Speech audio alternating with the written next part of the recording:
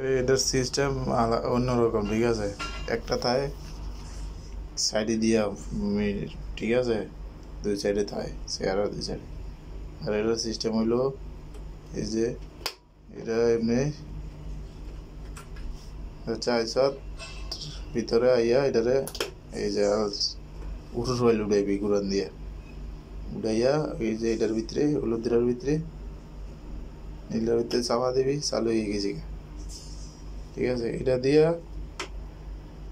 হাতের রাইট সাইডে যেটা এটা ডাউন আপ, ঠিক আছে, ডাউন আপ হইব, এই যে ডাউন আপ, ডাউন আপ।